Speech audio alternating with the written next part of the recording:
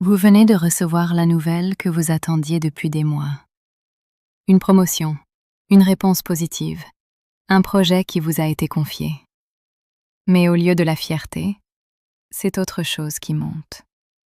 Une voix intérieure, très calme, qui murmure « Ils vont finir par se rendre compte ». Se rendre compte que vous n'êtes pas aussi compétent que vous en avez l'air, que vous avez eu de la chance, que ce n'est qu'une question de temps. Dans le métro ce matin, la moitié des gens autour de vous ressentent exactement la même chose, sans jamais l'avoir dit à voix haute à personne. Mais voilà ce qui est étrange. Plus vous réussissez, plus ce sentiment empire. Plus l'épreuve s'accumule, plus le doute résiste. Pourquoi? Des années d'expérience, des résultats concrets, la confiance visible des autres. Et pourtant, la peur d'être démasqué reste là, intacte. Aujourd'hui, je vais vous expliquer exactement pourquoi votre cerveau fabrique ce doute et comment en sortir. À la fin de cette vidéo, vous comprendrez que ce n'est pas un problème de personnalité. Ce n'est pas un manque de confiance en soi. C'est de la science, et ça change tout. Le syndrome de l'imposteur a été nommé pour la première fois en 1978 par deux psychologues américaines, Pauline Clance et Suzanne Imes. En étudiant des femmes très diplômées, elles ont découvert quelque chose d'inattendu. Malgré leurs réussites objectives, ces femmes se croyaient fondamentalement incompétentes. Elles attendaient d'être exposées. Votre cerveau ne sait pas vraiment distinguer une compétence réelle d'un coup de chance. Il enregistre chaque succès avec une note en marge. À vérifier. Il y a 100 000 ans, ce doute avait une fonction de survie précise. Ne pas surestimer ses propres capacités, éviter des erreurs qui pouvaient être fatales. Aujourd'hui, ce même système d'alarme se déclenche dans vos réunions, dans vos emails, dans vos présentations. Votre cerveau ne fait pas la différence entre un prédateur et un regard critique en salle de conf. Le paradoxe est brutal. Plus vous travaillez pour compenser ce doute, plus votre cerveau attribue votre réussite à cet effort surhumain, jamais à vos talents propres. Des médecins, des artistes, des ingénieurs, des enseignants. Une étude de l'université Cornell a estimé que 70% des individus vivent ce syndrome au moins une fois dans leur vie. Le diplôme ne protège pas. Voici les 6 mécanismes qui alimentent ce syndrome. Et pour chacun, une sortie concrète. Le premier mécanisme s'appelle l'erreur d'attribution. Quand vous réussissez, votre cerveau dit « c'était les circonstances, les autres, la chance ». Quand vous échouez, il dit « c'est vous ». Cette asymétrie n'est pas la réalité, c'est un filtre. Vous intériorisez vos échecs et vous externalisez vos réussites. Résultat, votre image de vous-même absorbe toutes les défaites et n'encaisse aucune victoire.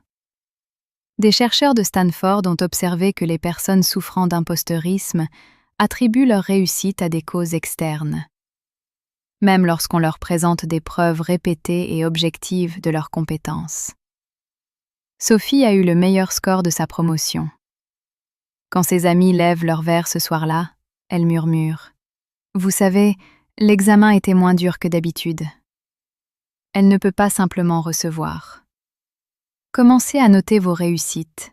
Sur papier, pas dans votre tête. Change lentement ce filtre. Ce n'est pas de la naïveté. C'est corriger un biais de traitement. Le deuxième mécanisme, le perfectionnisme. L'imposteur perfectionne à l'infini. Parce que si le résultat n'est pas parfait, le manque sera visible. Et ce manque, dans sa tête, ce sera la preuve qu'il n'a pas sa place. Mais ce perfectionnisme crée exactement ce qu'il cherche à éviter.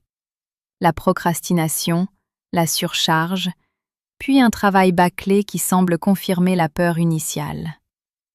Une étude de l'université de Bath a montré que le perfectionnisme extrême double le risque de burn-out, sans améliorer la qualité objective du travail produit.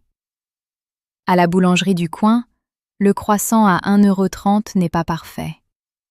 Il est juste assez bon. Et c'est précisément pour ça que les gens font la queue chaque matin.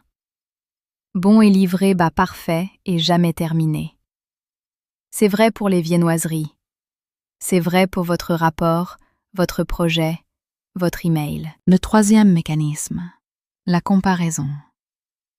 Vous regardez les accomplissements des autres et vous les comparez à vos coulisses. C'est une comparaison fondamentalement injuste dès le départ. Ils vous montrent leur scène.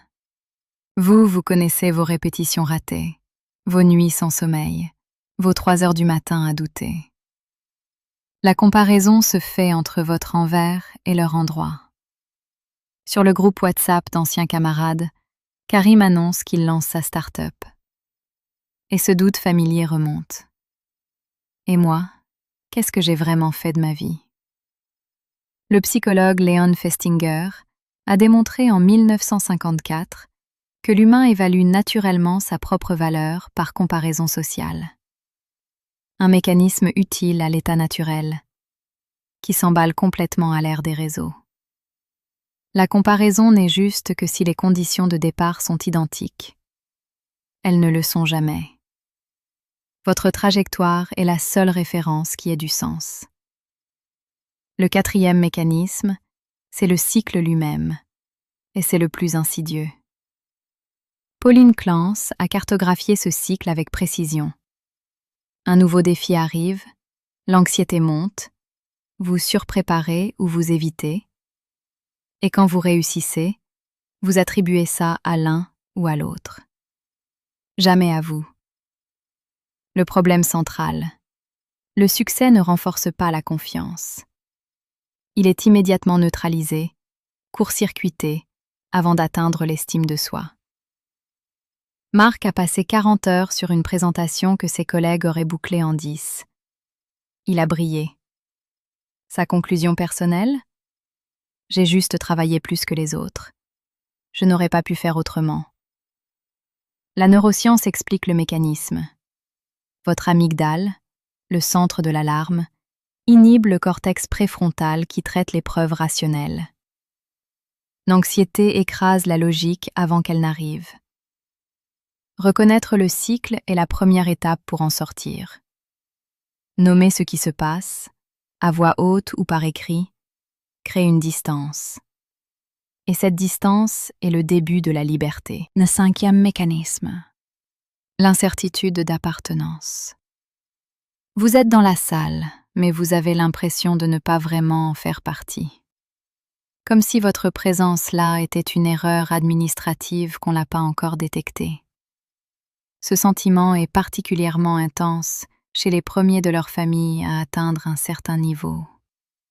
Première génération à faire une grande école, premier cadre dans un secteur, premier à franchir les 40 000 € annuels.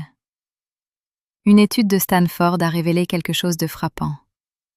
Les élèves qui apprennent simplement que le sentiment de ne pas être à sa place est universel et transitoire, pas un signe d'inadaptation, améliorent significativement leurs résultats. Quand vous admettez ce sentiment à voix haute à quelqu'un de confiance, quelque chose de surprenant arrive presque systématiquement. Ils répondent « Moi aussi ». Vous n'êtes pas là par erreur.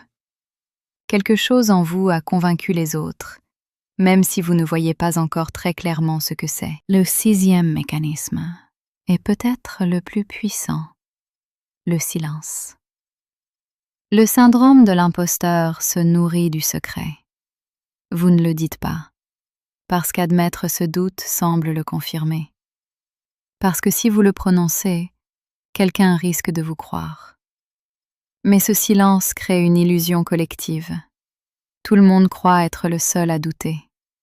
Tout le monde, simultanément, pense que les autres ont compris quelque chose qu'ils n'ont pas compris. Albert Einstein décrivait ce sentiment. Maya Angelou l'a nommé publiquement. Sheryl Sandberg en a fait un chapitre entier.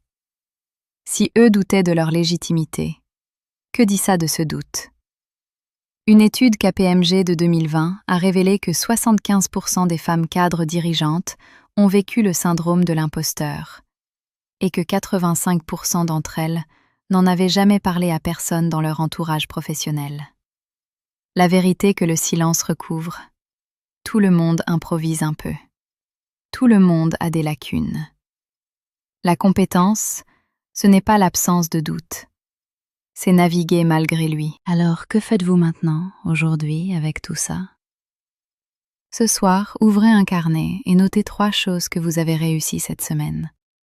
Pas les grandes réalisations, les petites victoires concrètes que vous avez déjà oubliées. Donnez un nom à cette voix intérieure. La prochaine fois qu'elle arrive, dites-lui « Ah, c'est encore toi ». Cette distance suffit à briser l'automatisme.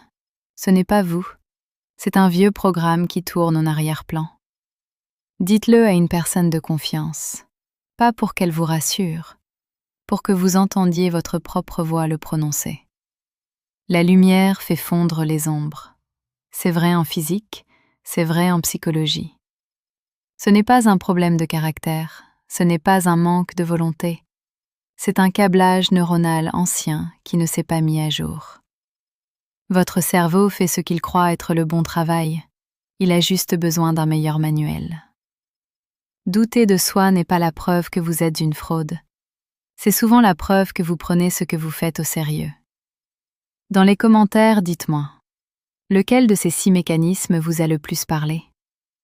Votre témoignage peut être exactement ce dont quelqu'un d'autre a besoin d'entendre aujourd'hui. Si quelqu'un dans votre vie mérite d'entendre ça, partagez cette vidéo. Parfois, on ne trouve pas les mots. Cette vidéo peut les dire à votre place. À très bientôt.